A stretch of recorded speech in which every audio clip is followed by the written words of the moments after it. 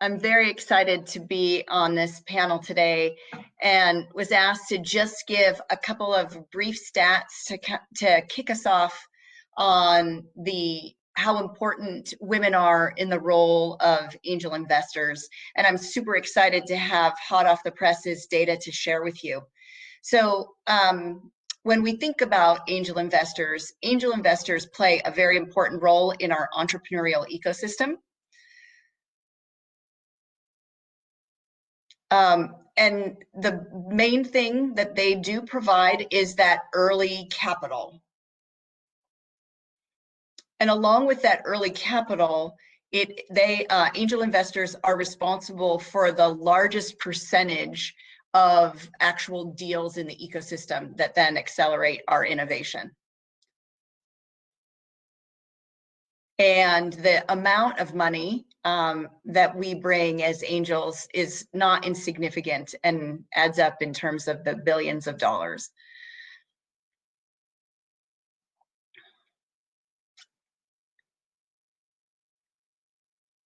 And the role that women play in angel investments has grown over time. And the stats that we see here in the last 5 years, we see that women angel investors have represented at least 20% of all angel investing. And we'd like to see that momentum of even things increasing over time.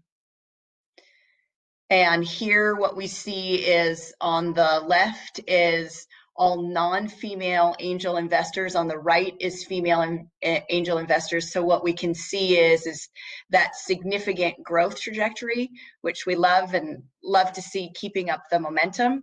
So we'll be able to talk about that today. And not only do we see this momentum on the left with female angel investors, but also is mirrored on the right for women-owned businesses seeking funding. So really what we're seeing is that growth trajectory on both sides of the table.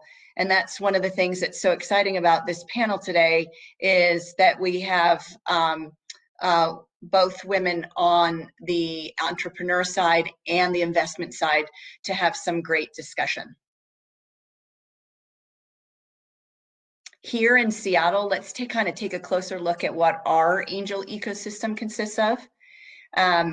So in the Pacific Northwest, we represent in the latest HALA report, which reflects 2018, that 7% of all angel deals were located here in the Pacific Northwest.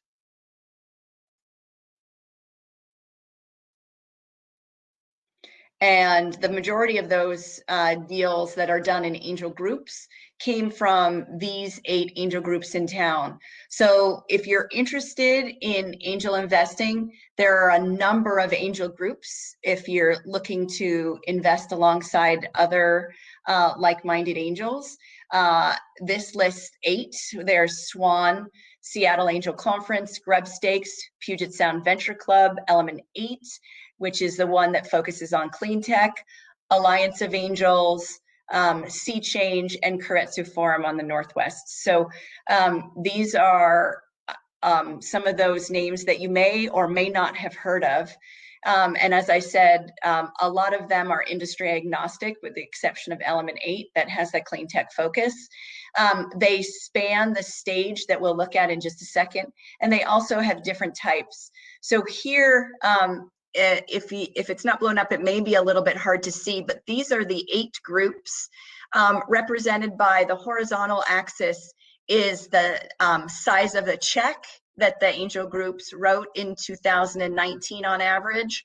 On the y-axis is the number of deals, and the size of the bubble is the number of members. So over in the lower left, we see Grub Stakes, Swan, and Seattle Angel Conference as a great place for entrepreneurs who are looking for their first tranche of money to kind of pitch and go after. Element 8 is again in that area of check size, but a little bit higher in terms of the number of deals. And then Puget Sound Venture Club writes, that network writes a little bit larger checks. And the representation here, a number of deals, represents the total number of deals that the Puget Sound Venture Club members have. Then as we think about the three orange circles on the right, these are angel groups that are more focused on a Series A type size check. And you can see that Keiretsu Forum is that one in the upper right with a larger group of members. So we have a variety of angel groups in which to enjoy angel investing, or as an entrepreneur, knowing where to pitch along your sequence of looking for funding. And one of the things that I have found in SAC is that Seattle Angel Conference is a really great place as a starting point to learn about angel investing. And as we learn by doing here and rolling up our sleeves and doing the due diligence all together. But it's also a great jumping off point where alumni from SAC can be found in all the other angel groups in town. So it really is a kind of a great feeder for the ecosystem. And one of the things I'd say we're really proud of here in the Pacific Northwest is that there's definitely strong female participation within the angel groups in town. These are the numbers that are hot off the presses. And as I said before, kind of on average, you might see about 20% of female representation in the angel groups. And here, there are the majority of our groups have higher than that. So super exciting thing to see. And then when we think about women angel investing, I don't think the first reason is any different than if you asked anyone, that financial return is of the utmost importance, because we are not here for charity. It is as an investment vehicle for us. But there are many other reasons why we stay and encourage others to join us in angel investing. And this list is not limited to what we have here, but it's a great front row seat for the latest innovation. We get to meet like-minded colleagues who definitely have become friends. It expands up personal growth and learning, and everyone has their own view and investment thesis that they work on. It's a way to give back not only to advice and mentorship for startups, but also shared learning and passing it forward with new angel investors. High energy and excitement, contagious. It's personal happiness or fulfillment, and it's a lot of fun. So I know we're all looking forward to meeting you and having the discussion today. And I want to leave you with the fact that Seattle is a fantastic place to get into angel investing or to become funded by angel investors, because you'll see in this next slide that we have an overflowing, brimming group that you can turn to for support. So even beyond the great group of people that we have here today on the panel, so if there's one thing to leave you with today is to take action if you're interested. The support is out there to have you come aboard. So without further ado, I'll turn that back to John and Keats and the rest of the panel. Thank you so much, Elaine. And I think it's really important to highlight that we have, so two of our panelists today are actually the winners from a founder's perspective from SAC 16 and 17, Akila Tadnada and Sarah Haggard. And all of the panelists that you'll be virtually meeting today really have been outstanding about being welcoming and inviting. So if you're a newcomer today, I would welcome you to reach out. Feel free to go to our tables after the event is over, and we really do encourage you to get involved. So thank you, Elaine. So I will now invite all of the panelists to turn your cameras and microphones on.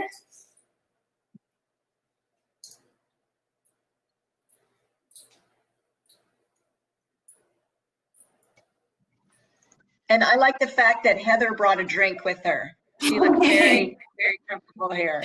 That was a good plan. And John, I think we're just waiting for Minda's video to show up as well.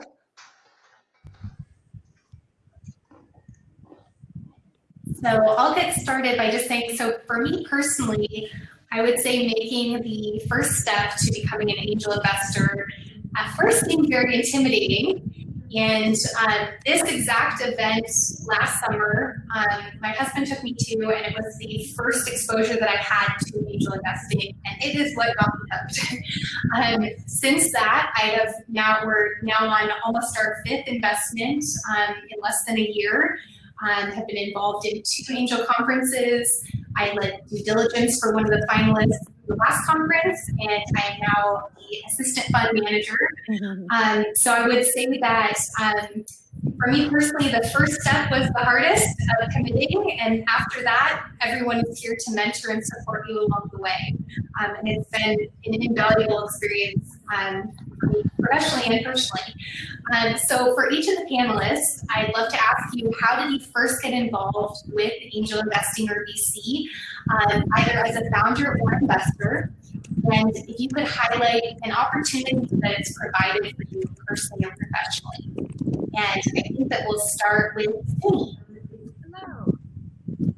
So I initially, 4 years ago, was working at a startup that went through the Vibe Accelerator, which is one of the VR hardware companies, kind of at the peak of the VR hype investment cycle. And then after about 6 to 7 months with them, I ended up joining Commotion Labs, which is the Dubs incubator, as I mentioned before. I was there for about 3 years. I worked with about over 30 companies that were actively raising funds. Some of them came to us with just an idea on a napkin. Some of them were like, and we're larger, and actively raising towards Series A. So I had seen both aspects of being in an accelerator and then working to provide the business development and programming for companies that were going through an accelerator, but I had never been on the investment side. And I also noticed through my time at Commotion that there were very, very few female or woman investors that were coming through the doors, and there were even fewer people of color that were coming through the doors. So after attending the conference of SAC, the lectures that take place beforehand for 2 years, I reached out to John in January of this year and asked if I could participate as a investor in some way. And he mentioned that they had a proxy program. And for those of you who don't know, the proxy program is where people that are interested in learning more about investment can apply to SAC. And then after your application is vetted and you are accepted, you're then matched with an investor who works with you through the duration of the investment process. So I was working with Roy, who was a fantastic mentor, and he gave me his vote. So each week where all the investors got together and voted, I was voting on behalf of his funds. And at the very end, the actual investment that was made was his investment. But I got to gain the experience that I otherwise wouldn't have been able to get.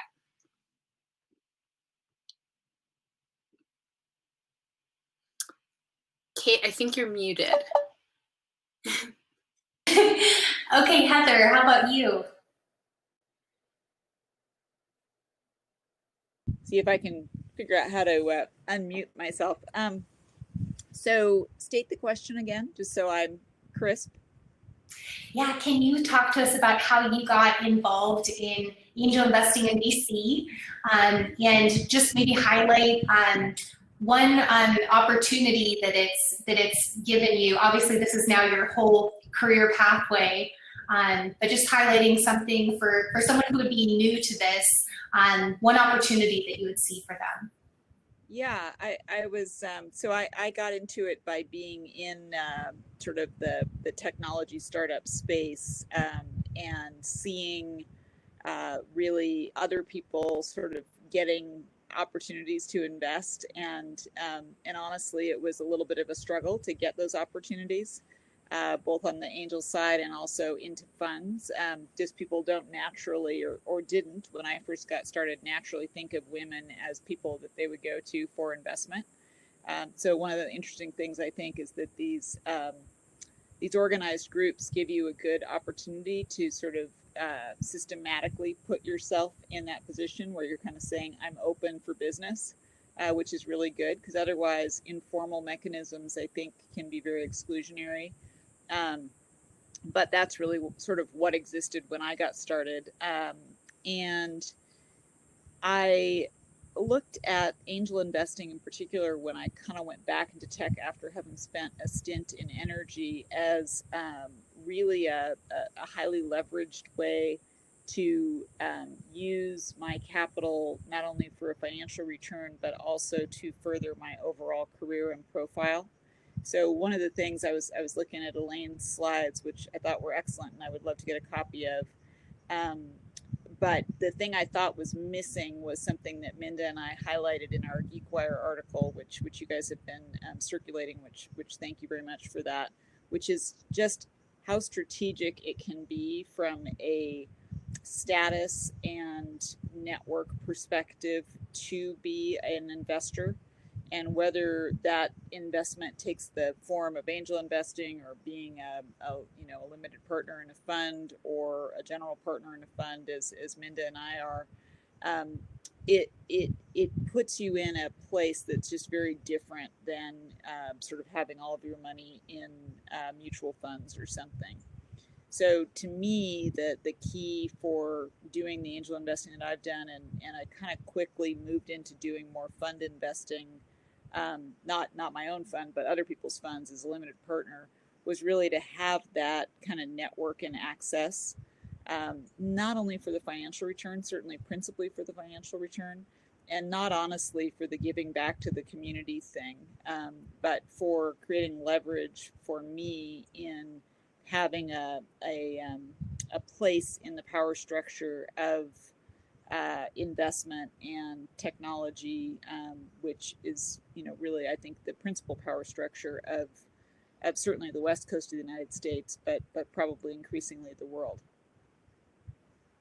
Perfect.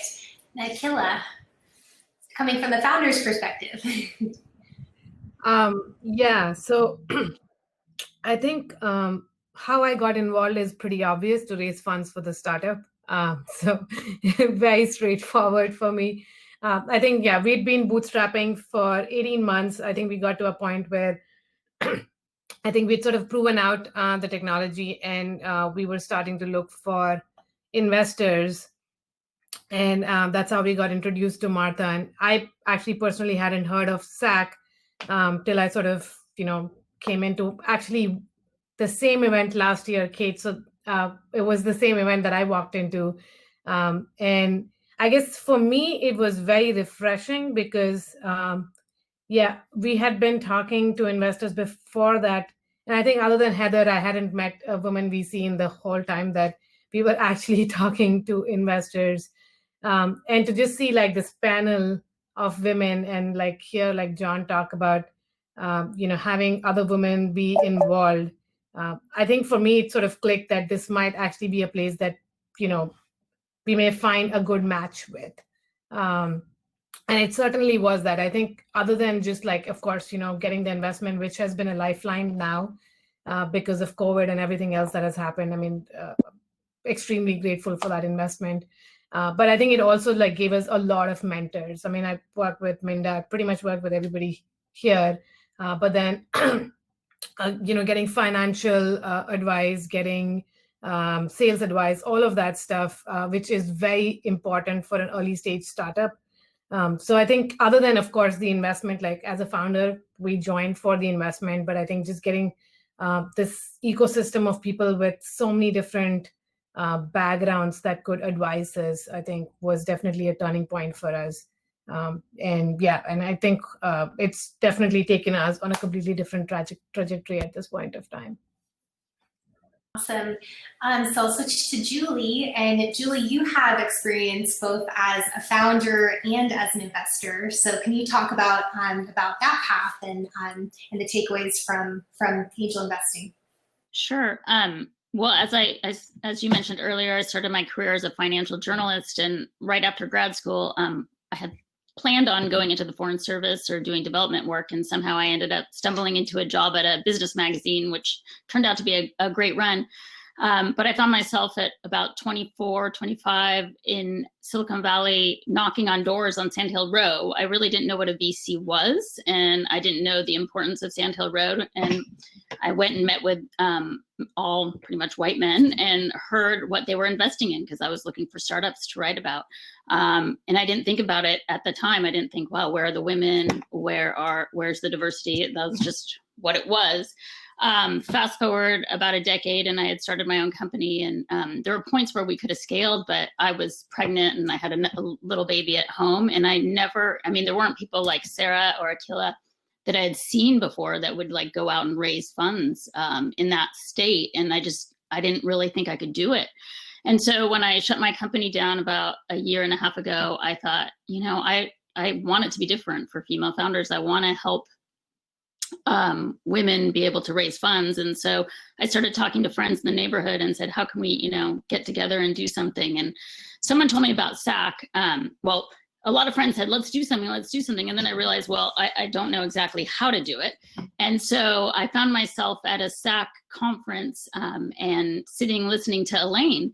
And I was blown away by what she said. And I watched the whole event unfold, and I was sold. And so I signed up for the next round, and 3 rounds later, I'm still enjoying it and I'm still learning.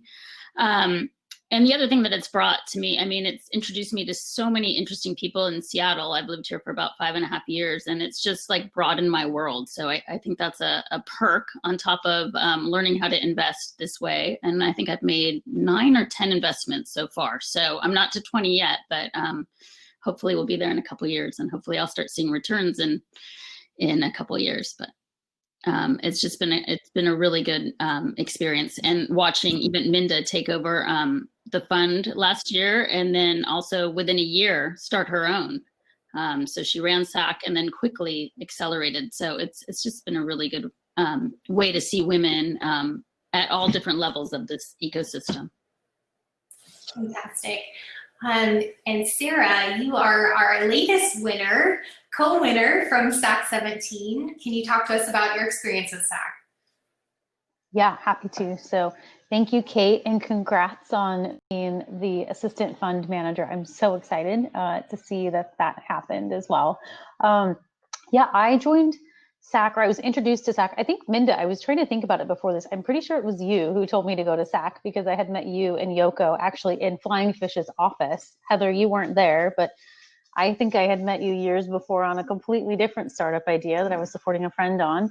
Anyway, random, small world. Seattle's a very small place, but I know Minda, about a year and a half ago, invited me to come pitch tribute to SAC, and at that point in time, we were just an idea on a piece of paper. And so I think for me, my journey through SAC has been a little bit, I don't know if it unconventional in that we pitched 3 different times.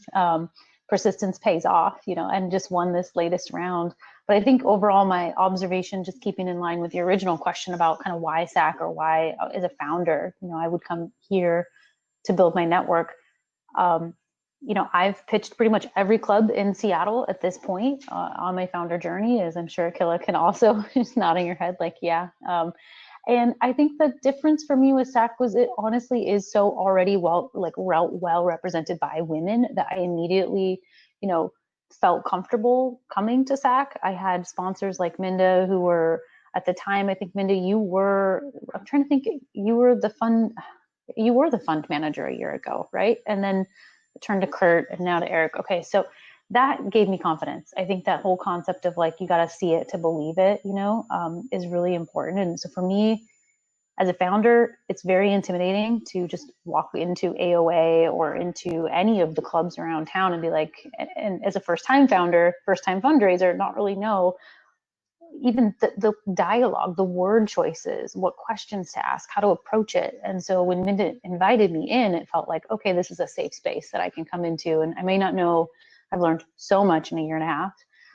But even now, as we're looking to close our first pre-seed round, so many questions still on just even the language. And I think as women, we know that whether it's our finances or our startups or our own careers, we just have a very different language in which we speak. And so For me, SAC has been a really positive experience of having women who speak my language and who recognize where I'm at in my founder journey and who have embraced that and supported me at each turn. So it's been a really positive experience. So great place to start on both investor or founder side. I am signing up to be an investor in the next round of SAC. So you're not getting rid of me yet, guys. I'm just going to come on the other side.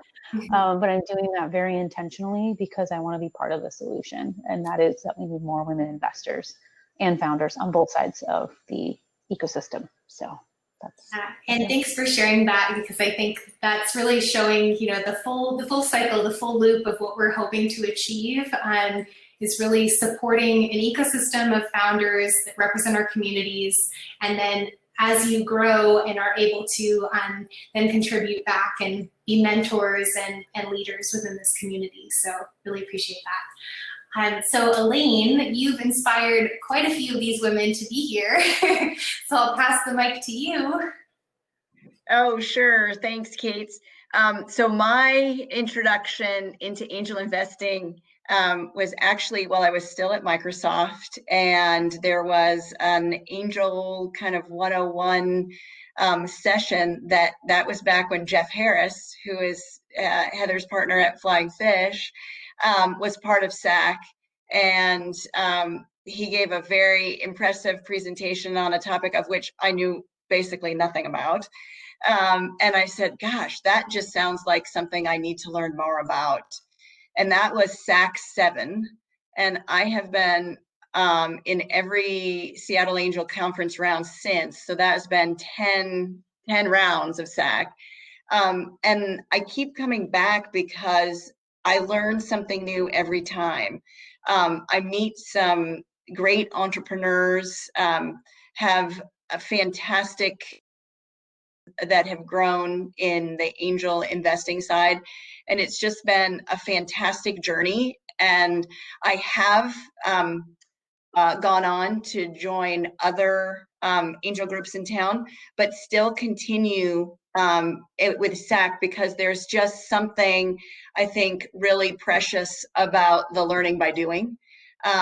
And so continue to learn on that front. And one of the things, Kate, that I think we talked about last week that for me, I am not necessarily focused on only finding groups that would cater to women. I like the fact that in SAC, there's a combination of men and women, because I think part of the role we play is to be able to bring that connection within a mixed, diverse group. So as an example, like when Genevieve came to pitch, if there wasn't a significant amount of women there, I don't think the guys would even understand what a startup focusing on women's menopause would even be about, right? So I think part of our role is to make sure that we integrate within the groups and be able to kind of foster and see that on the other side of the table, there is a really good understanding, and that we can help breed that understanding within a whole group. So that's one of the reasons I continue to stay at Seattle Angel Conference. It's just been such a fantastic experience. Perfect. And Minda, we will end with you for introductions as far as how I know that we know your story of how you got involved, and you've also been really inspirational to a lot of people on this panel. You were the fund manager for the first conference that I was in, and have done a really great job of being a female leader within this this industry ecosystem. Oh, thank you. I'm always really interested to hear when other people have observed me when I don't even realize I'm being observed. I guess that's part of what we talk about, is that being there matters, and showing up, and which rooms you're in and what place you hold in them does matter, not only to you, but to the people around you. So that's always super exciting to hear when other people have observed you. So thank you. I would say that my very first touch point with angels and venture was back in 1999 in the Bay Area during the .com boom. And the angel that we had for our startup was a black leather jacket wearing guy who came in with his sunglasses, talked to the CEO, wrote some check, and took off, you know? And believe me, I didn't identify with that guy at all. It seemed random. It seemed personal. It seemed, it didn't look like any sort of investing activity that I would associate with. Like, it just seemed really strange. And then the VCs were all very like Sand Hill Road, male dominated. It pile in the money and spend it, burn it fast. And that made no sense to me either. And after that experience, my subsequent startups were all bootstrapped. I was not really attracted to taking outside money at all. That started to change as I did get into my startup Airlift. And actually, I looked at it. It was SAC 8 that we applied for coming into Seattle Angel Conference. We didn't get past the first round. I don't think we really knew the first thing about what we were really sort of doing in terms of going through this process. But we got early feedback as part of going through the SAC process, and we were really grateful for that touch point, even though it was probably really brief and short. And I think that I started to sort of warm back to the idea of what it meant to seek outside investors and really involve them in a way. So as I proceeded through sort of different startup founding roles, and I decided that I really wanted to learn about investing, SAC was the natural place that I wanted to come. And that came through multiple reference points. But starting in SAC 15, I came in as an investor and really looking really quickly toward that fund manager role, where I could take on a different type of leadership role and actually, close a financial transaction and organize a group of investors, which was sort of a proto idea of what it might be like to be in venture capital. And so going through that process and then being able to make lead that process and then make 2 investments through SAC on behalf of the angel investors was just a phenomenal experience for me that really catalyzed my career trajectory into really looking at, what I'm doing now, which is founding a venture firm, making investments, raising a fund, doing all these things that, without the acceleration of a community around you, doesn't happen. And without people really telling you, and people like John Seacrest going, so Amanda, what kind of fund manager are you going to be? And really putting you on this, making you go and really sort of learn that skill. I think it takes those things. So I'm super grateful to the community around SAC for all the touch points of really sort of bringing me into this ecosystem, from being in startups to really becoming an investor.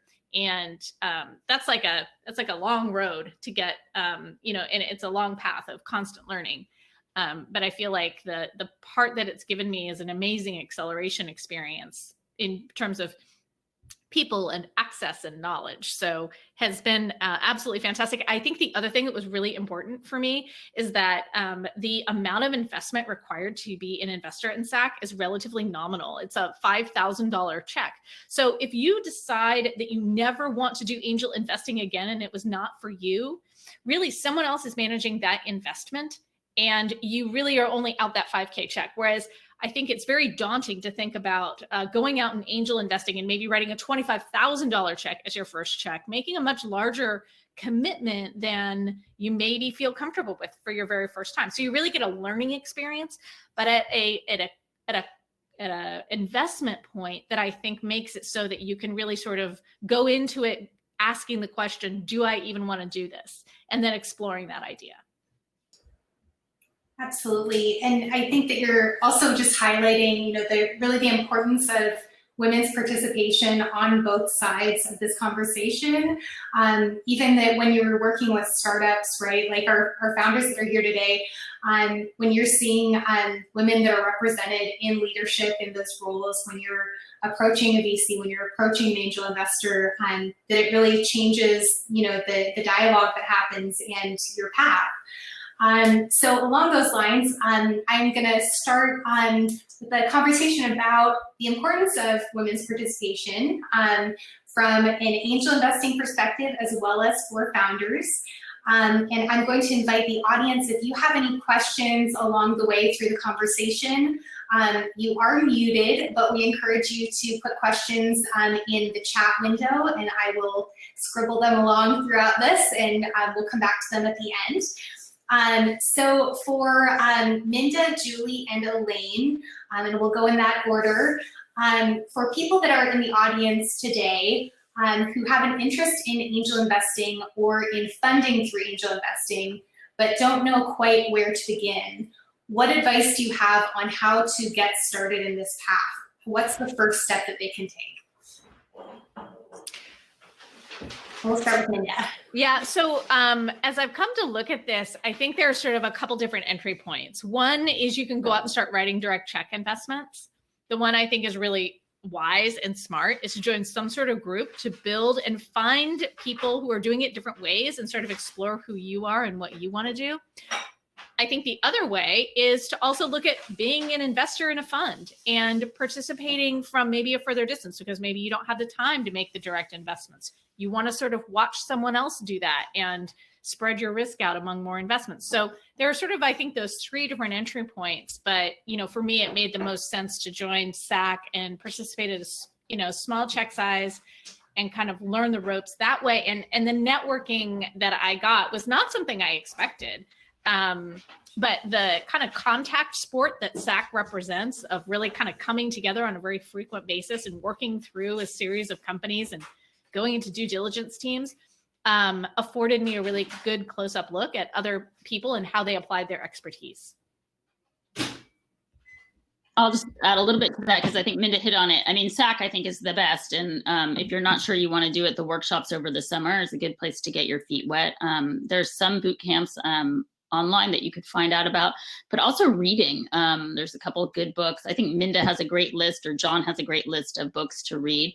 And my third thing would be to find a peer, whether if you work at Microsoft, maybe it's a coworker that's kind of at the same point you are, find a friend. I mean, I joined SAC with 2 other friends from my neighborhood, and we were kind of at the same stage professionally.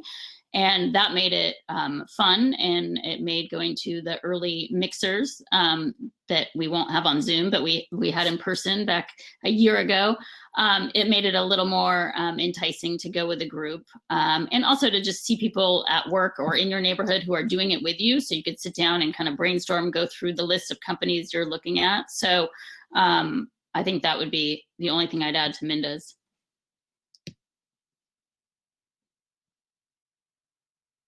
And then just to layer on really what both Minda and Julie said, I just have specifics because I think I was hooked in from going to an Angel 101 class, where actually when we give those classes, both entrepreneurs and people interested in angel investing come, which I think is super, super smart, because the entrepreneurs are coming to understand what are looking for.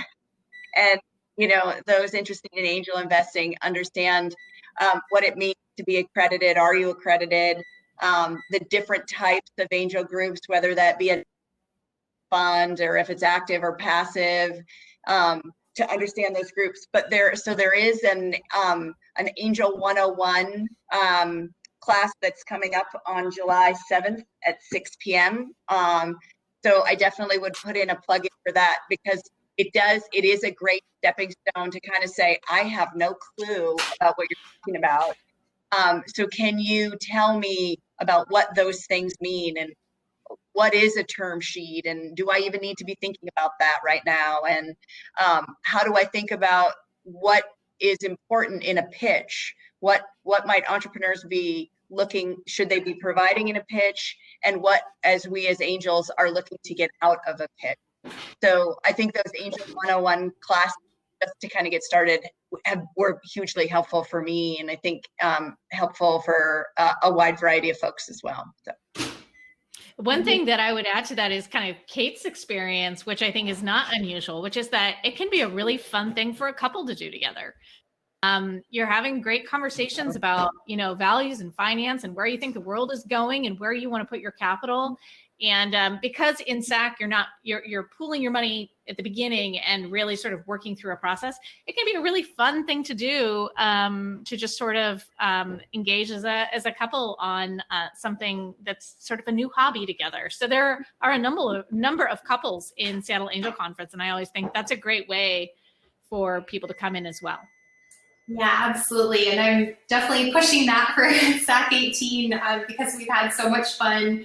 It's really been an opportunity to discuss finances in a different way, to challenge each other. When, we look at that first list of, 50 founders that are coming in the door on week one of the Angel Conference, my husband and I will each independently look through that list and make our kind of debate comments and bring it to the table and really talk about it. So it's made it actually much more engaging, I think, for both of us.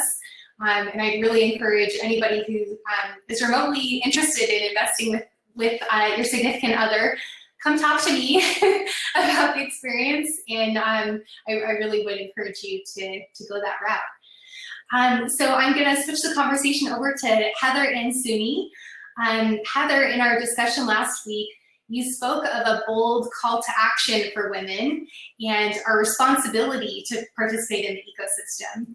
And Suni, you've spoken about the importance of both women's representation and diversity and the profound effect it's had for you through mentorship.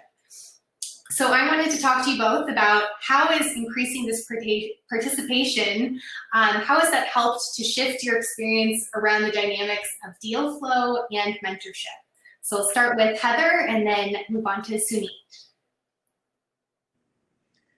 Yeah, I guess I have maybe this sort of weird kind of work ethic thing that if you have the capability to do something that advances society professionally, you should do it.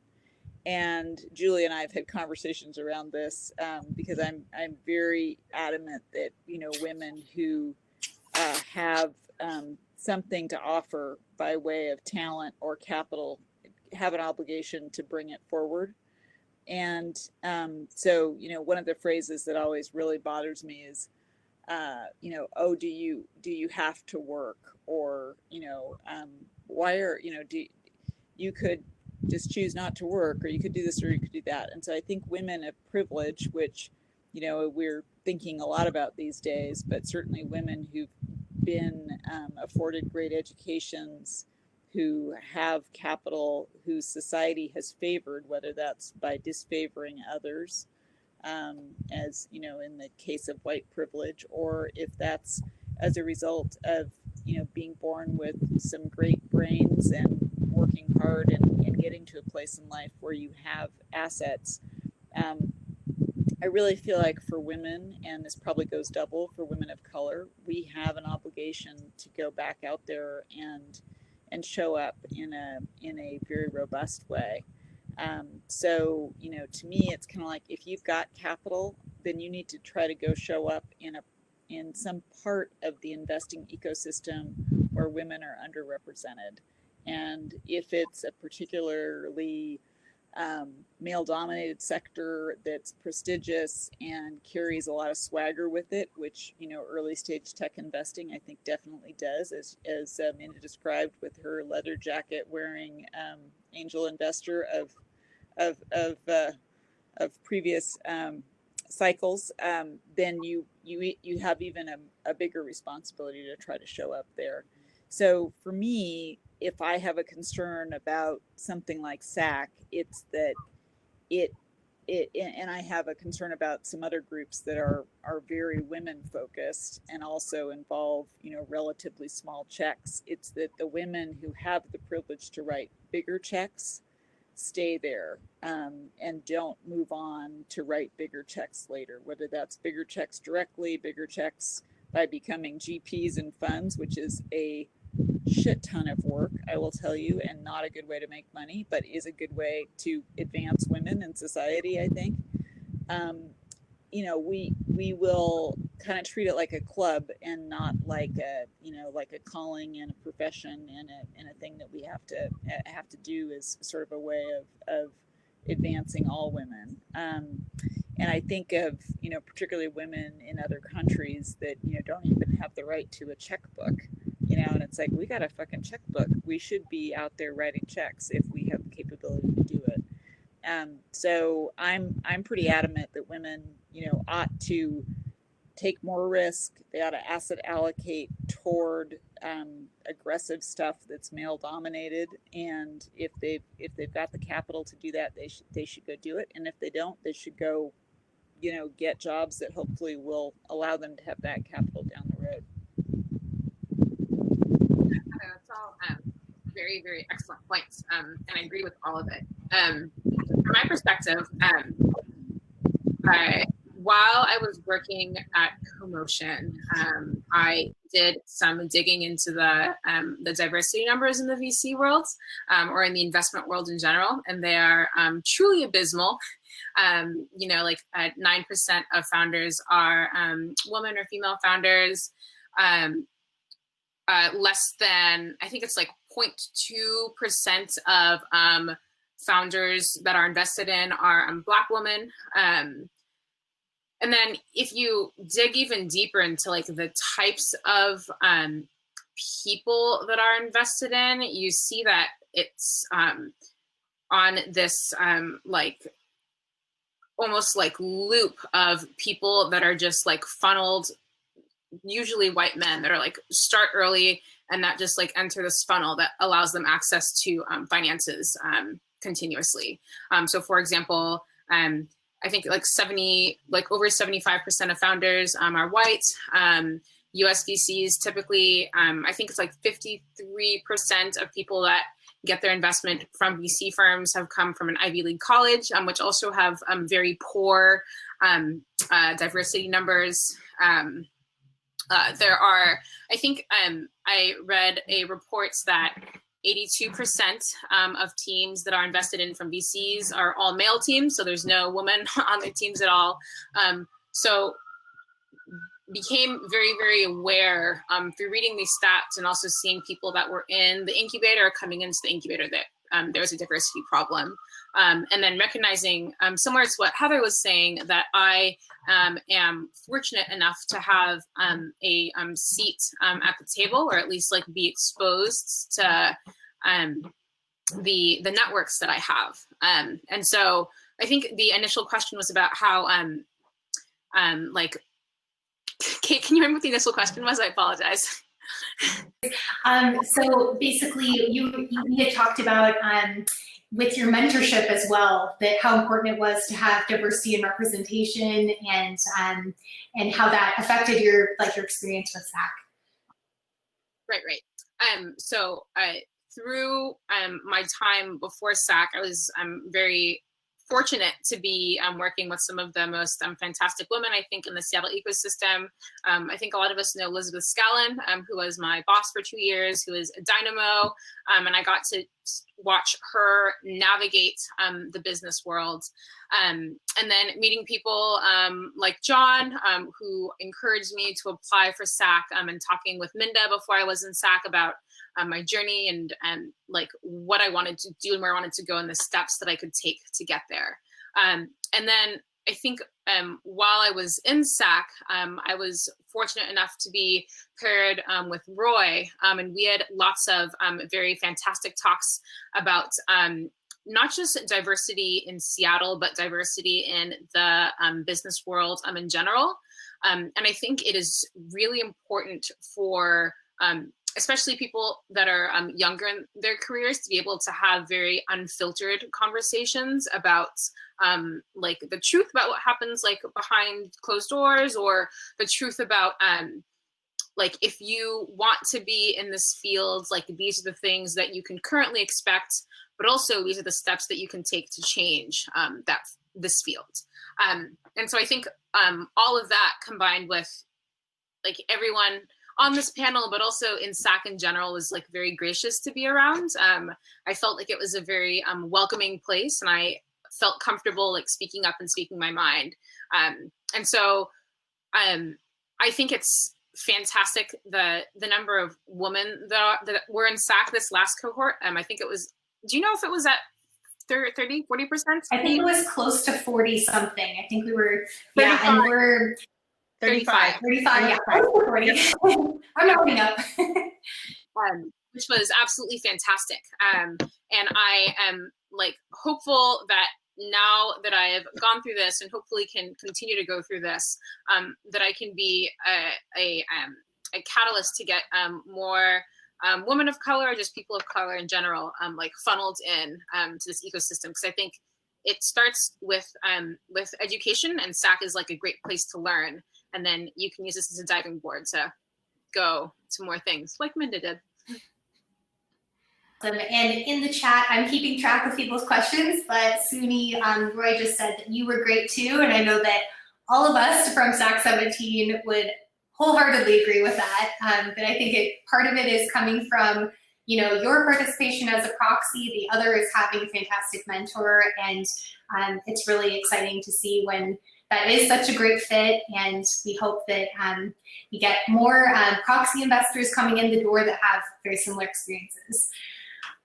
So I will now shift it over to our founders, Akila and Sarah. So from a founder's perspective, when we have more balanced participation of men and women in the room, how has that affected your personal experience in the process at SAC? And how has having other female founders in the room affected your experience? And we'll start with Akila. Okay.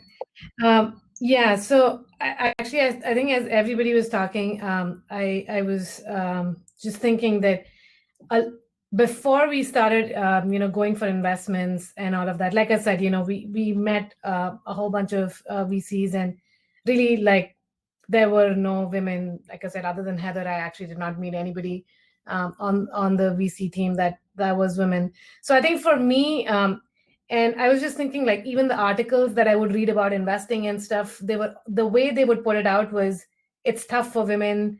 Women are not represented. Women don't get funding, and all of that. So there was nothing like, I never read an article which said, as a woman, I had an amazing time raising funding. Like, I would have wanted an article like that where, somebody said something like that, and I would just be like, oh yeah, this is cool. And then to top it all, right when we were raising funding, I got pregnant. So I was like, oh my God, now this is exactly what Julie said. I said, people are going to figure out I'm pregnant. I'm a woman of color. There's no point, they're not going to invest in us. And I mean, I honestly, like, I would make sure I wore, like, really loose clothes, and, people couldn't figure out that I was pregnant. And I didn't really have to do that, I guess, but I think everything I was reading was people doing things like that. So I was like, okay, maybe that's how it is. And I think, as Sarah was saying, as a first-time founder, you already have so many doubts about how to pitch, how to raise, what to do, like, and you don't want to add more by being who you are to the equation, right? You want to sort of normalize the situation. So when somebody looks at you, and I think in my case, also, like, we are like a manufacturing startup. So like, people are like, manufacturing, like, the picture doesn't fit easily anyways, right? So there was just like all of this like going on in my head. And I think, like, after we won SAC, I wrote an article because when we won, right after that, John came and told me, I'm paraphrasing what he said, but he said, it's important for everybody else that you won. And at that point, I didn't really realize it, but he was like, it's a representation, right? That somebody who's whatever, looks like you, is pregnant, is investing, or is working in manufacturing, and somebody like me saying, oh, I had an amazing time at SAC, and everybody was so helpful, and everybody was so supportive, is a narrative which doesn't exist. I think that's what I told Kate. Like, the reason I wanted to do this is just to say that, yes, SAC was probably the first time, because I met Minda, I met Monica. I remember the conversation with Julie. Like, I honestly was hiding the fact that I was pregnant because I didn't really want that to feed into the equation. And then everybody was like, oh, congratulations, you're also pregnant. And I was like, do you really mean congratulations, or you're just saying it? So the fact that didn't come into the equation, and people had been there, or people had talked about it. I think we had Leslie sort of do a talk about having young kids and also doing a startup. For me, all of that was very normalizing. And it sort of helped me understand that I had this like emotional and mental burden that I'd carried alone for so long. And I mean, interestingly, I'm in a tech startup and we don't have other women in the startup. Like I'm the only woman in the startup, even though, we try quite a bit. So there wasn't really like on both sides of the, I guess, equation, there wasn't enough people to talk to or enough people to sort of bounce ideas off of.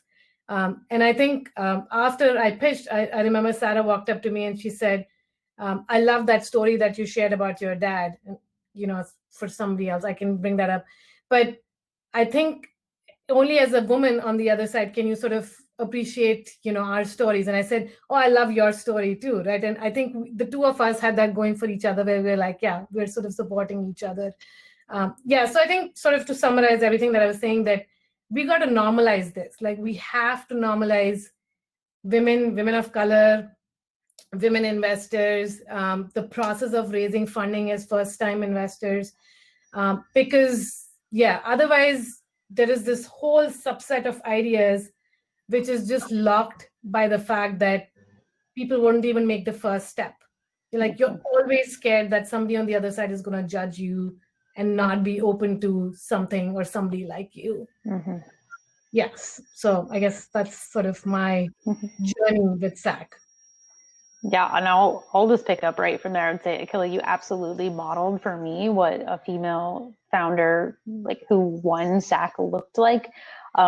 Can't make this up, but I'm also pregnant. So SAC invested in 2 female founders who are pregnant back to back in SAC 16 and 17. And I would have to, so yeah, I could, Zoom doesn't often show, but I'm extremely pregnant right now, but 26 weeks. And I want to touch on that and talk about that because Kate, we talked about that too in prep. I think for me, the fact that COVID hit and all of SAC was virtual was almost like I was like relieved because I didn't have to explain to anybody that I was pregnant because you didn't see me physically pregnant, right? But if I would be doing the exact same strategies as I'm wearing bigger clothes and I was already thinking about it, and it's so true that we have to think about these things. And interestingly enough, so throughout, as I was going through SAC this year, I ended up forwarding an email to one of my due diligence members, which sort of accidentally outed me as pregnant. And I didn't realize because I was just moving and like, oh, here, yeah, this follow up on this thing. And he's like, wait a minute, are you pregnant? And I'm like, oh. And then I was like, oh, like, shit. Like, I did not tell him this. I would not want to tell him this. I wasn't trying to hide anything, but I also was like, it's not relevant. And because I'm not being asked about it, I'm not going to bring it up because, again, same exact. Like, it's just one more, higher risk category, as a woman to be put into that you don't want to be put into. And talked to Kurt about it. And Kurt was like, okay, so, you are going to have to disclose this to the whole entire SAC. So you should start socializing this with people now so that it's not like, ooh, you hid this and you surprised people with this. And I remember, and Kurt's now an advisor of ours with Tribute. He was phenomenal, as was Eric and John and all the great men that we need to come on this journey as well. And Alex, our DD lead, who was amazing.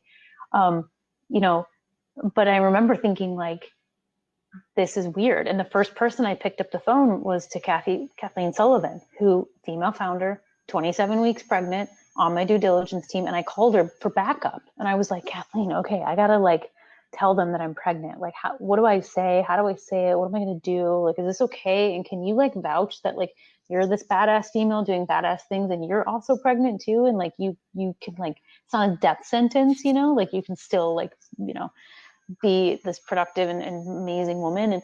And so anyway, just so many thoughts about it. Thankfully with SAC, I think this is an amazing place to be. And, the story and the outcome is good, right? You've invested 2 times in pregnant female founders, which I think just speaks, the record itself speaks for itself. But I thought it would be kind of interesting to sort of walk through like what that experience was real time, because it was so interesting to me that a man told me that I had to disclose that I was pregnant because of a male created or society created norm that women are less effective as founders because of our pregnancy. And that I, as a female founder, found myself, at least a part of myself, agreeing that that norm existed, and like backpedaling and backbending and like trying to figure out like how I was going to navigate through this. I think that's very real. So long story short, that's why we need to model. We can't see what we can't be. And so I'm really honestly kind of glad that I get to tell that story and share it with other women, whether you're coming in through the founder, considering, you know, coming to SAC as a founder, or considering an investor. I will also make the point that, you know, I am a B2B SaaS company, but I'm an HR tech. And the other point I want to make is that I don't know that I would have been funded through SAC if it was a room full of all white men. Like, I think that mentorship is incredibly important. We have a mentorship product. I'm not saying that men don't value mentorship. That's not what I'm saying, but I do feel like we often get categorized as sort of this fluffy category of feel good, when in fact we've made $250,000 so far. We've done that all through bootstrapped with customer revenue. Like, we pre-sold our product. We've really hit on a niche area. And in the post-COVID world, we're actually this like incredible business, right? But you wouldn't know that if you just stopped at, oh, they're a mentorship product, or, oh, they're fluffy. And I think that, you know, to Akila's point about like women just see each other differently too. I think that the different kinds of deals are going to get funded through SAC when we have women balancing men on the investor side of the equation. And I just don't know that I would have been funded if we didn't have as equal a representation of women, or as close to equal. So I think that that's super important. That's also why I'm signing up to be an investor in SAC, because I want to be part of that change. So yeah, I think, you know, and then I think everything else everybody else said about SAC, I'll just pause and yield my time back to you, Kate. But yeah, so I feel like we could all talk forever about this topic, but that's been my experience. So I'll pause there. And thank you both for opening up and being so candid and authentic, because I think that, you know, for the woman that's sitting in the room, the virtual room right now, who maybe has little kids and is transitioning careers, you know, or has a startup that they have, like you said, Sarah, you know, as an idea on a piece of paper, you're really leaders that are showing everyone else here that you can make it happen. So it's really important for you to be here, and we're really grateful that you're on the panel. So I also want to shift now into something that, Sarah, you brought up as far as having a balanced room, because we have a lot of men that are in the audience today. And I think that it's really important to, you know, validate that having a supporting role in this process is really important. We're not saying that, you know, the whole room should be full of women investors or founders, but we're really advocating for a balanced approach. It's important to hear both sides of the conversation and the story, and so I just really want to emphasize that. So this is, we'll kind of go one by one if anyone wants to chime in here. So as we're looking to create a more balanced angel ecosystem, many of you have shared with me over the past week or so how awareness and support from, you know, even one male or female mentor has really created monumental impact for you and changed your path with investing or with funding. So if anybody, you know, has an example where you'd want to share how that mentorship affected your path and why it's so important to have balance in that conversation. So I'll just, let's see, maybe if either of our founders want to start first? I have a mentorship startup, so like you don't want to hand me the mic on what I think the importance of mentorship is. I'm gonna pause and let Akila answer that question, because yeah, if y'all want to have that conversation, yeah, let's have it, and I'll take your money too, which is also fantastic. I'm just kidding. I'll share my experience, which was when I was first starting to explore the idea of angel investing, and I had been in the startup ecosystem. So I knew a number of angel investors, and I remember really distinctly being at like a cocktail party type event for something. And I said to Javier Soto, who leads Grubsticks, I said, I think I'd really like to learn angel investing and what this is all about. And he just stopped cold and he looked me straight in the eyes. He goes, just seriously, what do I need to do to help you? Like, what's it going to be? Like, how do I flip this switch? And he just meant it so sincerely. And so really I was like, okay, I'm taking you up on it. And he's like, great, just come to every single meeting with me that I'm taking. Just come to every meeting and we'll just go from there. And, you know, just that kind of immediate uptake of someone saying like, I want to make this happen for you. I'm going to give you whatever access I can, just sort of made me step forward. So that was just super, and he meant it. And I mean, like I went to a lot of meetings with Javier. It was fantastic. So I think without those people who are just going to crack open the door like that and mean it so sincerely, oh, go read this book or go to this seminar or check this out. It was just like the invitation to just sit right next to them or be in the room. And so that just meant a lot to me. I'll never forget like that sort of like looking me straight in the eye and being like, what do I need to do to make this happen? It was great. I'll jump in. I have tons of great mentors who have helped me at various stages. But one of the things was sitting here thinking about people we know. I mean, a lot of folks we know aren't accredited investors, and the change that we can make, I think more significantly than getting just a few people to start investing, is just mentoring at every level. And I think of, I mean, everything I always talk about, like my friends who are baristas at Starbucks and who I've gotten to know over the years in various cities, and having that relationship with people who are of different age or come from different places is so important and makes your life fuller. And also you don't know who it's going to help. And one random thought that came to mind, I don't even know this woman's last name, but when I had just had a baby and we got our first financial advisor, we lived back east. And the woman refused to meet with my husband unless both of us came.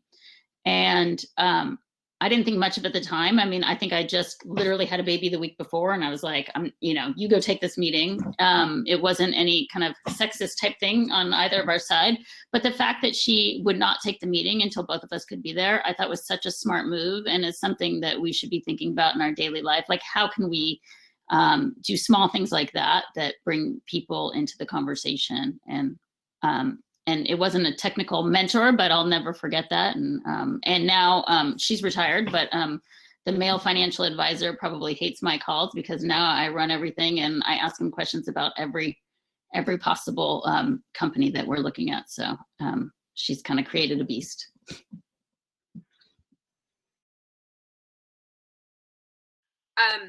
I've already I was gonna say I've already talked about several of the people that have like mentored me to get me to where I am right now. I also wanted to briefly touch on this isn't like mentorship, but I find Twitter to be a like fantastic place to draw information or to draw inspiration from, rather. I don't know any investors that are Black in Pacific Northwest, but there are several in Silicon Valley that I follow. And whenever I see their posts, especially around investing in the Black community or investing in like minority founders in general, it always just like gives me a beacon of hope that like the like greater mission that I'm on is achievable. I think it's similar to how Sarah drew inspiration from seeing Akila win the round before, like seeing other minority investors raise funds to have a round and like speak truth to power has been really, really monumental for me as well. And if anyone in the audience is interested in some names, I'm happy to give some Twitter feeds to follow.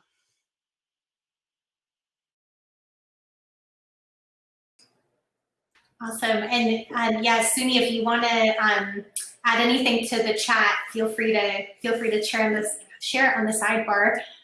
Someone also asked Akila if you would be willing to share on this topic. So I guess, Kate, just to clarify, so were you asking about mentors who got me into the startup part of it? Because I'm definitely not on the investing side of it, right? Was that your question? So when we're talking about having balance in the room, so when you're having Like, for instance, I remember when we were doing due diligence for Zimelgo, and I went to the office, and you and I were the only two women at the table, literally. And we talked about you know, that dynamic really changes the conversation. Yeah, I remember like when the due diligence committee, and I don't think so people consciously do this, but so Kate was in my due diligence committee, and they had come to our office, and we were having this conversation. And the guys kept on asking questions. And I know Kate had a question, which she was trying to, you know, sort of bring up, but the guys sort of, I don't think so they were consciously doing that, but they would just keep talking on top of her. And then I think I just said, hey, Kate has a question. Can we just let, you know, Kate have the floor so she can ask the question? And I think we were having that conversation where she was like, she clearly remembers that where, you know, there were other people sort of talking and not really giving her the floor. I think for me, the other side of it was at SAC, when I remember the night before the final event, I mean, I was definitely like super nervous. And in my head, I was like, yeah, you know, we're just going to go pitch. We're really not going to win this. You know, we just have to be here, like, to do our sort of bit. And Matt Hallett, who was, you know, our due diligence lead, he was like he was like almost like pitching for me to everybody else in the room, right? I'm an awful networker. Like I can just, I mean, I just like show up. I'm like awkward in this corner. And I'm like, I hope nobody notices me and I can just get out of it. And I mean, I was pregnant too. So I was like, I'm tired. I just want to get out of here and not really network. And he was like, hey, I'm going to introduce you to everybody in this room. What you're doing is amazing. And I think he'd like spoken me up, which was pretty amazing for me. Like, I know, like, I remember Julie came to me and said, oh, I heard you're a really great founder or something to that thing, right? And which Matt had told other people about me, right? It wasn't like me coming and saying that. And I think for me, that meant a lot. Like he, you know, he sat down with us before the event. He made sure our pitch was correct, like we were hitting on the right notes. And he didn't really have to do that, right? You know, he didn't really have to like, he could have just said, go do your pitch. You know, I've done my report and I'm out of here. But yeah, just having that sort of like support from a male in the room, like presenting you to everybody else, I think meant a lot. Like I said, as a first-time founder, as a first-time person raising funding, the whole of it is, you know, not easy. But then having, you know, an investor stand up for you, to other investors in that can mean a lot. And that's what I've realized about investing also, is like when one person stands up for you, then there's a lot of other investors who want to come in, right? But it's the first one who has to take the risk with you. And be a man or a woman, whoever decides to take that risk with you is really, really helping you like take your sort of company to the next level. Mm-hmm. Yeah, I'll say that domino effect is absolutely real right now. Tribute's filling in our round, and Karen Kidder, who's was on my DD team.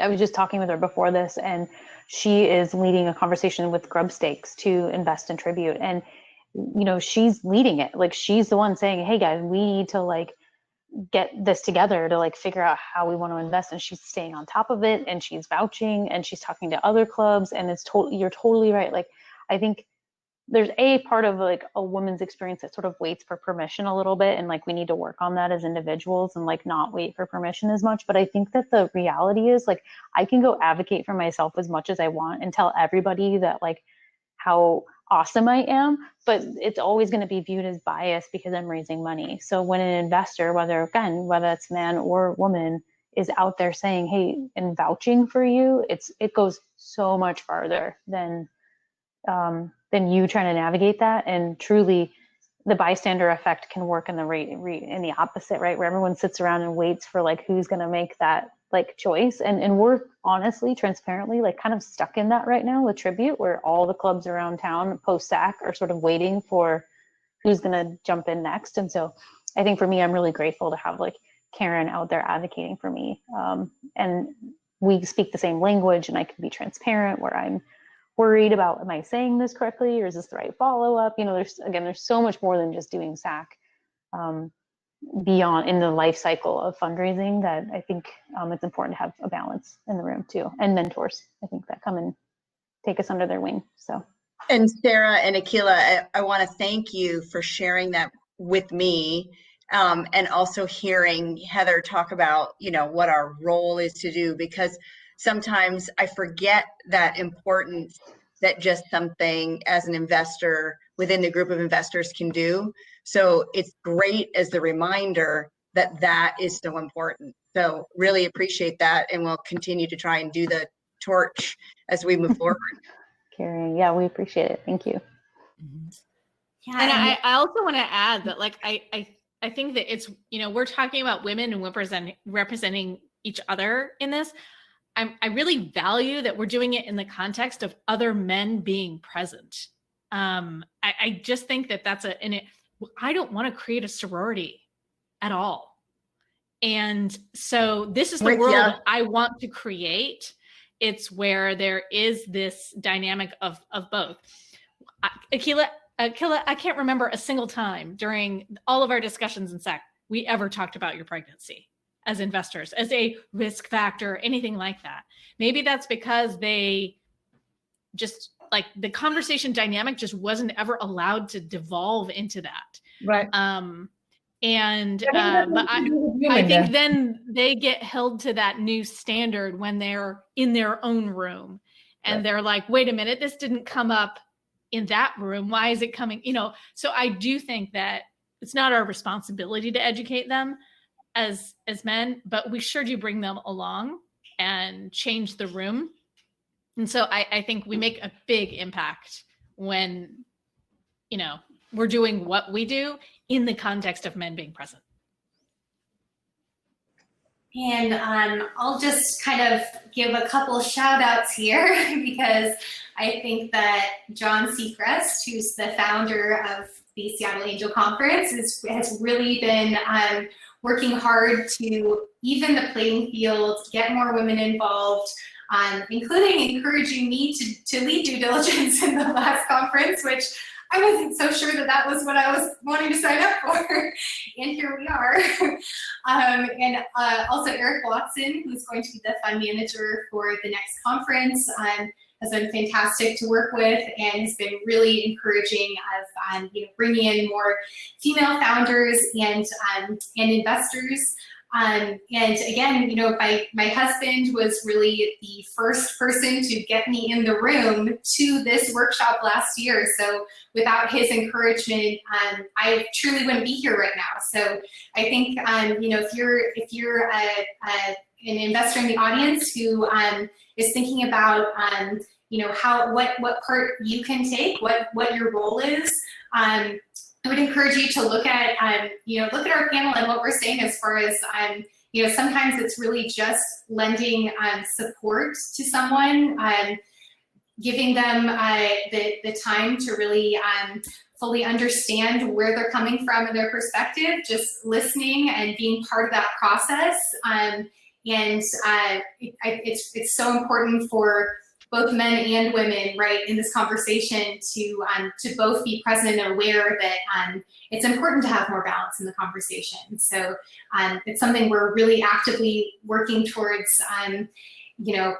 increasing more attention toward and participation in SAC, especially because the Seattle Angel Conference branches out into all these other parts of the angel ecosystem within, like Heather's world and beyond. So I wanted to talk now about striking a balance when we're talking about angel investing as something that might not be the only thing that you do.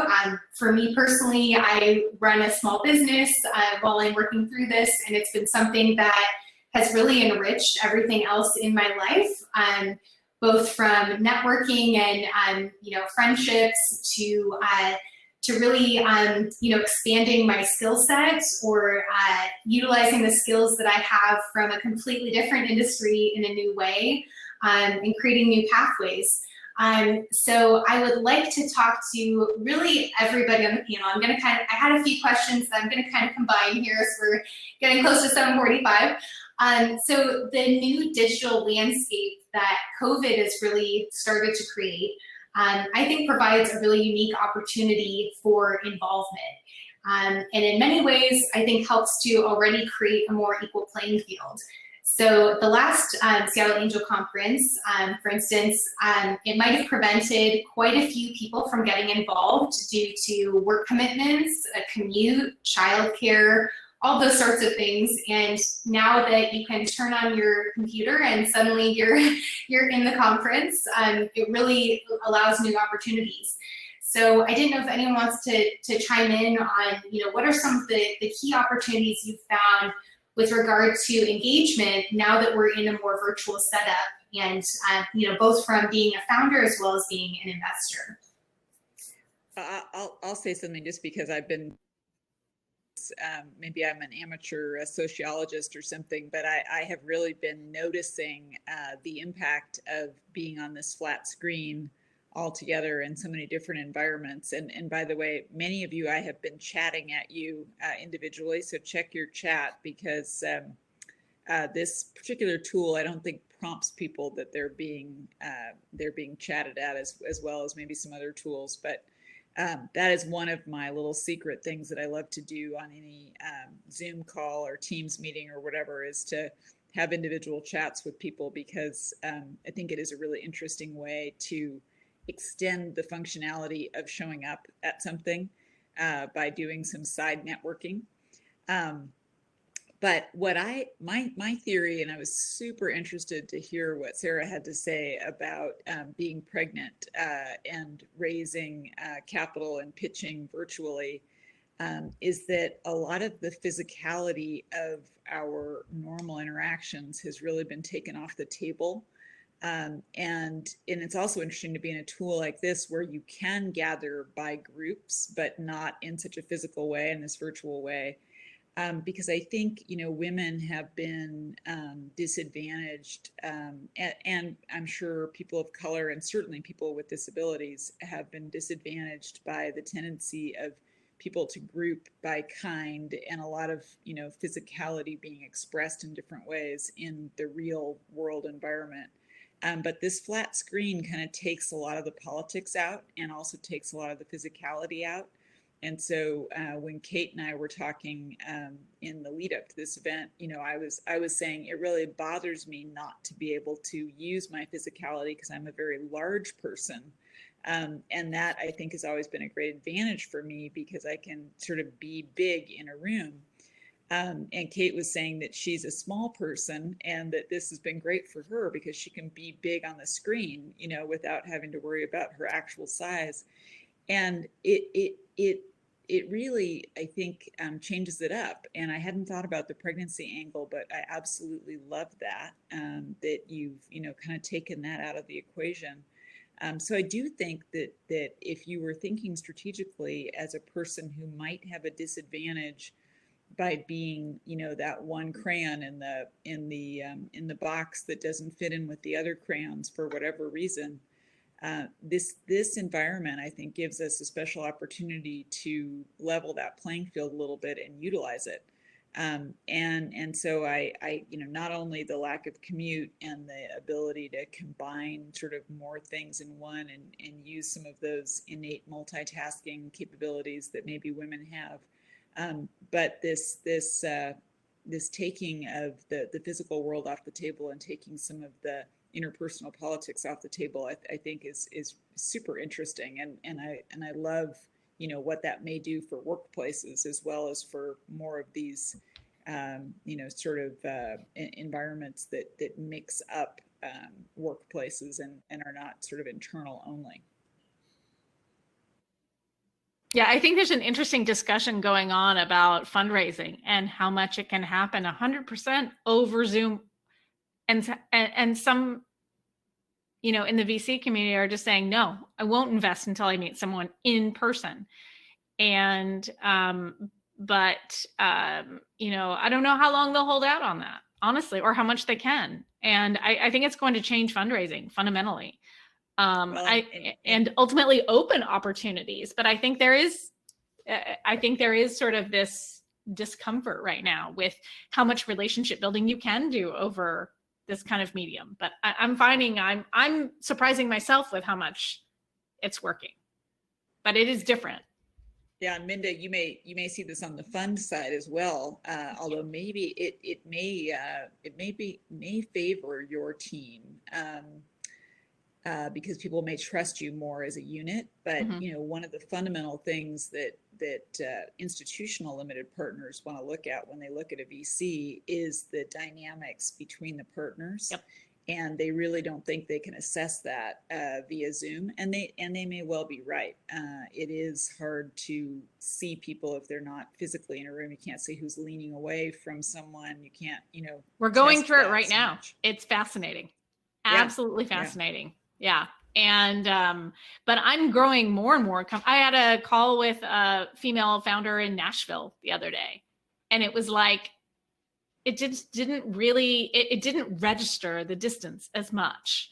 And I do feel more and more comfortable building those relationships. I really feel like it's going to change pretty quickly, but it's also interesting to see who's digging their heels in.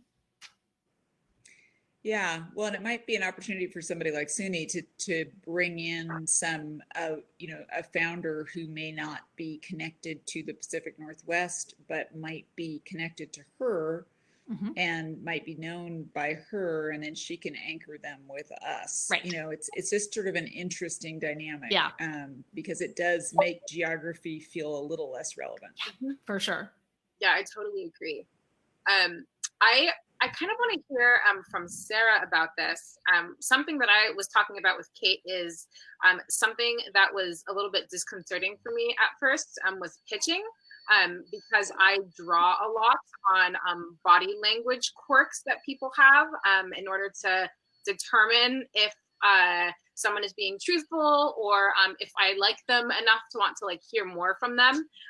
And so having to filter that out was an interesting experience for me. And I wonder, Sarah, from your side, what was it like to pitch without having that?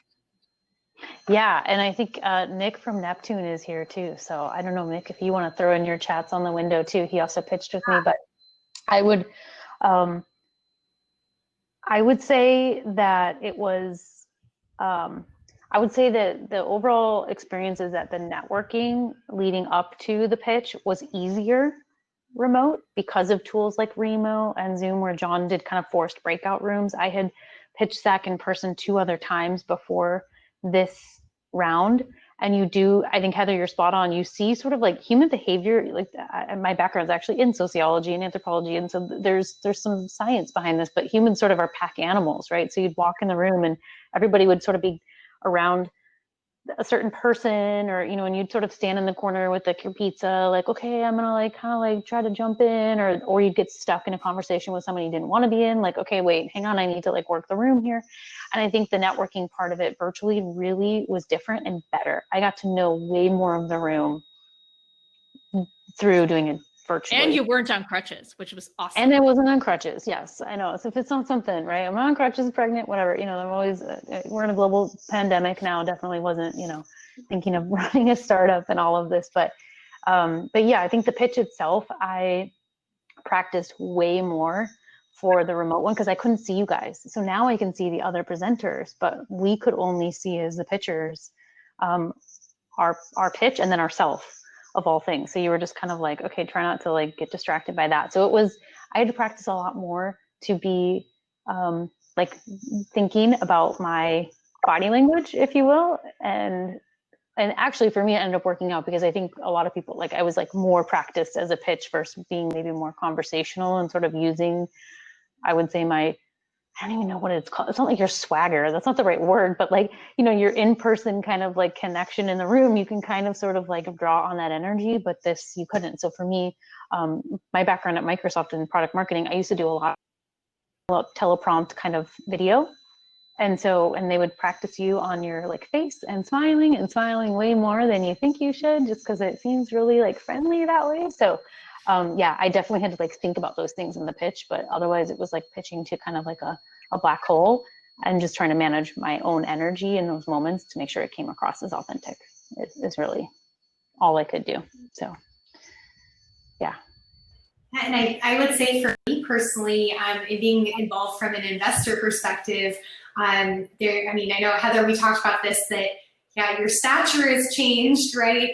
That's one factor of being in a room with all these other investors and founders.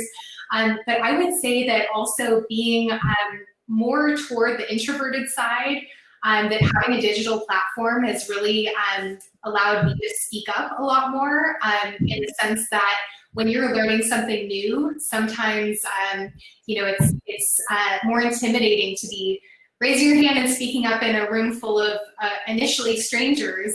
And I found that through the last conference being all virtual, I would say we had easily 50% participation between men and women throughout our conversations week after week. And that to me is a huge benefit, that you're not necessarily as aware about who's in the room around you when you're asking something, or is it the right question, that it's just a very natural kind of dialogue. I think that's something really positive that's come out of the whole virtual platform. So I'll kind of wrap this up by having each of you, if you would talk about really the call to action here. What do you want the audience to take away from this workshop? And what's the one thing that you want them to leave this virtual room remembering moving forward? And we'll just kind of go left to right on the screen. So starting with Elaine. I would say start before you think you're ready. Jump in, even if it's a little uncomfortable. We'd love to have you.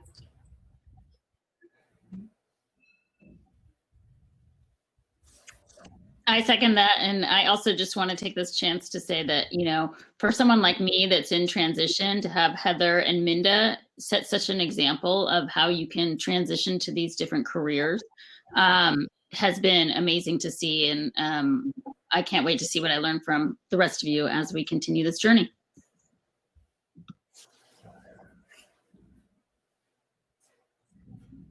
All right, Minda. I think that you all have said such wonderful things. I'm really I continue to be inspired by being around other women, and I miss that. So thank you.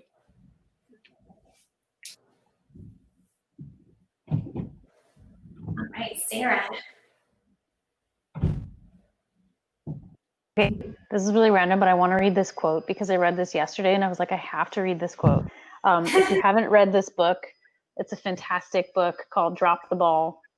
I wouldn't recommend reading it in your 3rd trimester of pregnancy though. But anyway, the book opens with a foreword from Gloria Steinem, and I think this quote is really relevant to today. It says, "There are 2 ways that a system of power stays in power. The first is obvious: unequal laws, unequal opportunity, very unequal money, and violence or the threat of violence. But the second is more internal and difficult to uproot. It is the idea of what is normal, how we ourselves behave to earn equity, equality, and power, and how in our early lives these norms are introduced." So I'll leave it that. But I think that's just such a compelling quote to why we need more women at the table, why we need a more balanced ecosystem on both sides. And I'm happy to be a part of it. And thank you, Kate, for the opportunity. So thank you. All right, Suni. I think the biggest takeaway for me is we ended up having one in-person meeting before COVID shut everything down. And I think maybe half of the investors came to that meeting.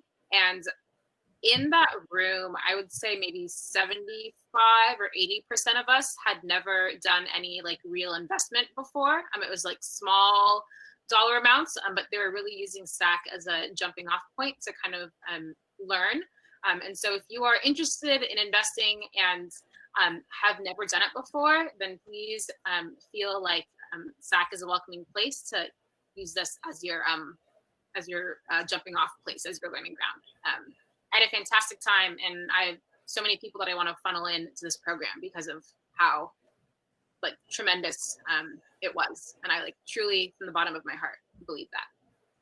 Awesome. All right, Akila. Yeah, I think for me, I'm taking a step back. I have a 4-month-old baby, and if you have had a baby, you know all about pumping. And I'm using this pump called LV, which is a hands-free breast pump. And every time I use it, I'm always like, I am so grateful for the women that started this company and for the women and other men who invested in this company, because if not for that, I couldn't have driven to, customer on sites or installed or done anything like that. So I think I always remind myself the power of investing is to create products that would help people, take their lives forward. So yeah, if you have anything like that in your life where you feel like that's helping you, somebody invested in it, right? So that's really what everybody needs to remember when they're investing. 10 years ago, I remember thinking that I wish some woman would make a better one of these because they were horrible. So I'm glad that happened. Yeah. Hand me that link to that product. I think I'll need it. That's awesome. And Heather, we will wrap up with your comments. Oh gosh. Well, you are all so inspiring to me, and I've never been one for mentors, but I guess I'm feeling very mentored tonight by all of you. This has really been terrific, and what a special place SAC is. I've never been a member of SAC, but my partner Jeff was, and I guess is or something, and Frank was too, my other partner. So I'm grateful for what you guys at SAC did to train them up and make them good partners for me. I'll just end with a quote that my yoga instructor always says that her yoga instructors, this is like meta yoga instructors do, which is, if you can, you must. And that is really how I'm trying to live my life. And I hope you all will too. Awesome. Well, thank you so much. And I have been scribbling some Q&A. I know that a few of our panelists might have to dash out since we're at 8 o'clock.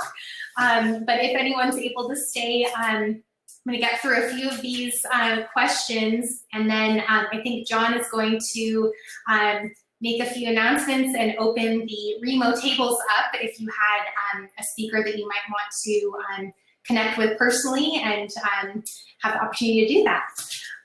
So Heather, since I know you're going to have to take off pretty quick here, so I might, do you have time for one quick question?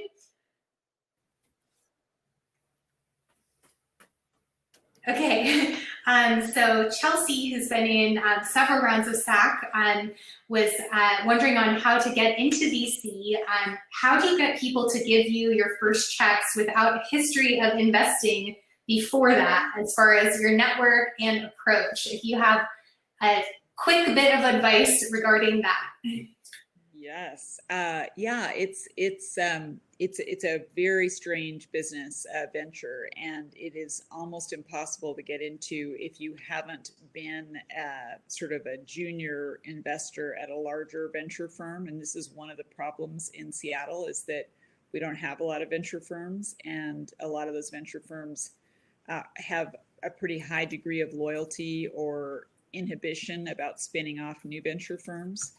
So that's been one of the problems in the ecosystem here. So it's very hard to get any institutional investor to invest in a new fund unless you have a history as a professional venture investor. So not as an angel investor, but a professional venture investor.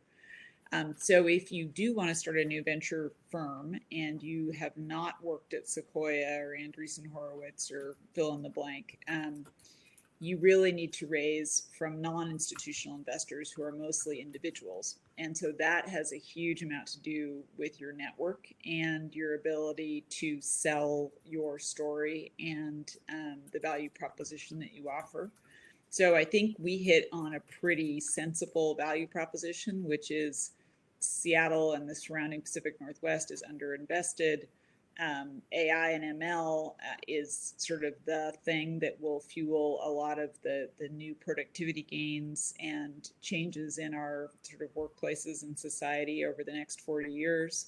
And I'm fortunate that my two partners had careers in not only technology, but substantial parts of their careers in AI and ML particularly.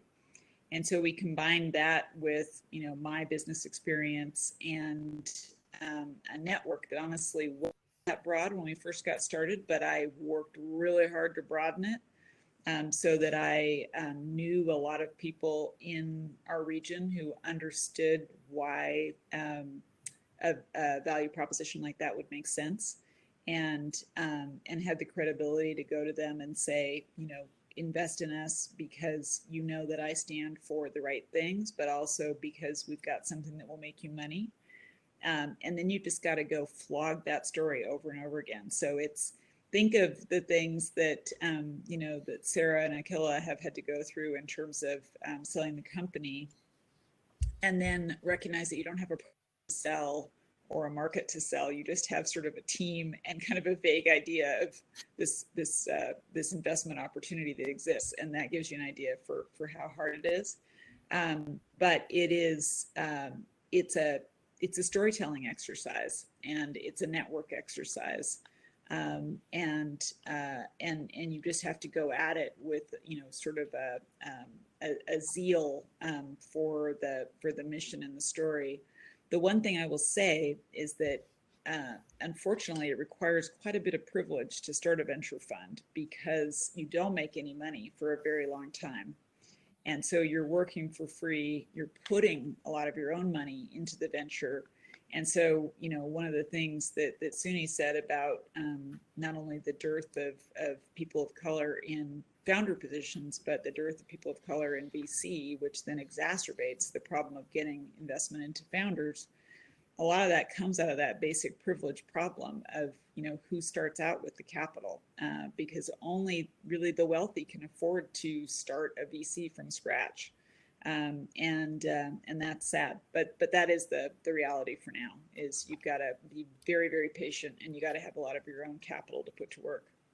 The other thing I would add to that I've heard as advice. Now I'm not at the stage that Heather's at, but that encouraged Yoko and I, is that really the story that, in the absence of sort of attributable traction from an Andreessen Horowitz or name your big name firm, is it really what you're trying to do is tell a story of your judgment and decision making, and that there are a lot of ways that you can tell that story through your own experience. And so that really gave us direction on how we were going to substitute, not having that, sort of traction story that we were going to tell. Because really, not necessarily, like, your angel portfolio is not something they necessarily care about. Like they pretty much just kind of go, nice. All right. So tell me really why you can do this.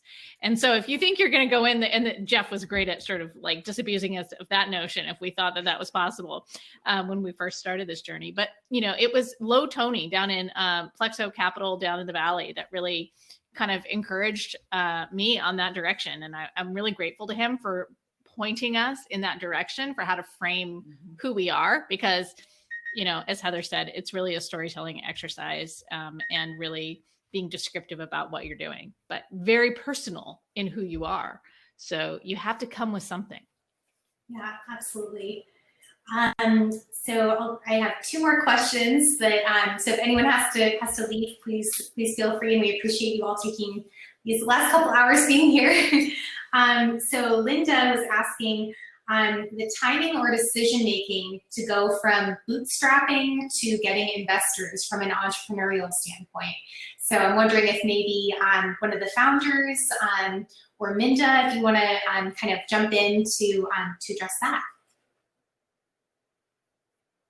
So essentially, when would you want to approach angels if you've gone from a point of you're bootstrapping and getting all the capital yourself to what other things can I get out of it? And I'll just start by saying that I think from my perspective, seeing the amount of mentorship that comes out of a program like SAC, that's something that like all of the founders that are coming into the program, they receive that. It's not just about one winner walking away with a check. That's really something super valuable that everyone that goes through the program, is getting connections with people that truly care about their company. They have, a lifeline for support when it comes to important questions or something that they haven't encountered before. Yeah, I think the advice that Yoko and I have been giving lately is that you have to have a real reason to raise capital. You don't just do it because you need, you've spent a certain amount of your own personal time and capital on this, and that now you need somebody to, help extend your runway so you can keep going. That's not a reason to sell equity in your company or expect that someone will find that as an investable opportunity. You really have to package what you're doing as an investable opportunity. And that is, saying that here's what I've got, given the, if I do these set of things that get me to this next point, I will hit another investable inflection point. And so by putting money in here, this amount of capital is going to get me to this next destination, which will progress further. So there really has to be there really has to be a map for how capital is going to fund your company all the way through to really sort of create that investable picture. And so it's not about like just the leap of faith or believing in a team and a vision, but it's really that the founder has taken the time to articulate the capital strategy for how they're going to fund their business, because that's what you're asking them to participate in, and framing it in that way. And which is why I really like founders to, as much as possible, understand the investor perspective of putting money in is to get money back out at a multiple in as short of a period of time as possible. So really understanding that point of view and making sure that you're framing into that is super essential, because it's not just about filling your bank account with someone else's money. Absolutely. Do you want to talk about where, I was going to say, Akila, how far, I'd be curious to compare to your traction, or if you want to share where you guys were at traction wise too, because I think that's another part of the, Minda, totally spot on. But yeah. I think you also need to be able to show some certain traction in the company as well. Right. So I don't know, I wanted to hear you first talk about the Melgos. Yeah, I think, I don't think so. For us, we wanted to get enough market validation and get our first few customers so that we knew that, what we were building was sellable, right? You can't, like when you are taking somebody else's money, like Minda was saying, it's a huge responsibility. Like you should have the confidence that you can give them back returns. And it cannot just be, oh, give me money because, I want to keep my company running, but it's more like give me money because I have now validated, like I know what I'm building, people want it, there is enough initial customer traction, and now it's really like, I want to scale, I want to hire more people so that I can, move faster. So of course, I think as a founder, like Minda was saying, and I think Sarah, you guys did that too, it's tough to bootstrap, but it is really absolutely essential to have those constraints, because that forces you to prove to yourself that what you're building is worth selling, right? And ironically, you have to almost not need investors. Exactly. It's a crazy irony, but you almost have to be like, look, I'm doing this regardless. I am not coming to you to fund my dream. I'm coming to you because I have a great investment opportunity of something I have created. Yeah. And I love whenever I get a founder who's like, look, here's what we're doing. This is what we're doing. This is what we're building. I've been doing this, like, here's where you can jump in. And it's just sort of like, they're not looking for your permission from investors to go and do. They are doing it already. So there's a frame of mind there too, that I think is really powerful, that can come across in fundraising to your benefit or your detriment. Yeah. And I think just a small thing to add to that, I know we're over time, is when we started and we sort of talked to a lot of people, there is this general notion in the community that the first thing that you do as a startup founder is build your pitch deck and go to investors. Mm-hmm. And a lot of people talk to us about that. And that, in my personal opinion, of course, everybody has their own way. That's just the wrong way to do it, because once you have investors, they have their own opinions about how you want to do things. Well, and they're like, the clock is ticking. Clock's ticking. Yeah. So it's definitely the harder route to go the bootstrap way, but it is the right route, in my opinion. Imagine, like, I think the first meeting I went to somewhere else, they said, if you never have to take investment And if all you did was bootstrap, imagine the whole company is yours, right? So there's nothing better than that. So yes, it's Customer definitely revenue is awesome financing. yes, yeah. I think if you can, then bootstrap, and you don't have to, I can go on about this, but yeah, if somebody wants to talk separately, I can probably do that. +1 everything you said, because I think coming into SAC on the third time saying, no, we're walking in with $250,000 of customer revenue and market validation, I felt so much more confident pitching my business and having individual investor conversations, knowing that I had done the work. And I will say that scarcity not only drives innovation, but I think, John, your mindset of taking a customer development mindset to building product, just period, is also an ethos that I've always had. And so for us, by pre-selling Tribute and working with customers first, even though I naively thought you immediately go to investors too, I mean, we all have to learn that lesson, has been the best possible thing that could happen to Tribute, because not only have I built 30 versions of Tribute with customer revenue without even having to take a single investment from an investor, we've been able to leapfrog innovation by doing it alongside our customers, because we're not going and building something we think they're going to like. We build it alongside of them. And it's a great privilege. And it's probably my favorite part of being a founder, is that I actually get to dig into the problem we're solving alongside my customer. And it's super fun. So I think there's that I just wanted to add too. So sorry. Awesome.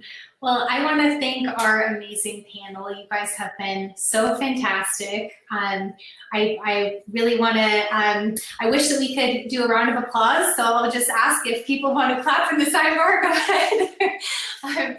But I want to thank you for taking the time to be here. We have a little cameo, Akila. It's time. I love it. Been so wonderful to have you all share your experiences, and it's so important to have you be at the table. I hope that if someone is watching and has been hesitant about getting involved as either an investor, a founder, a mentor, or proxy, please come talk to John or myself about getting involved. And I'm going to pass the mic off to John, because I think we have a little opportunity for the after mixer briefly. Yeah, thank you so much for everyone doing this. I really appreciate it.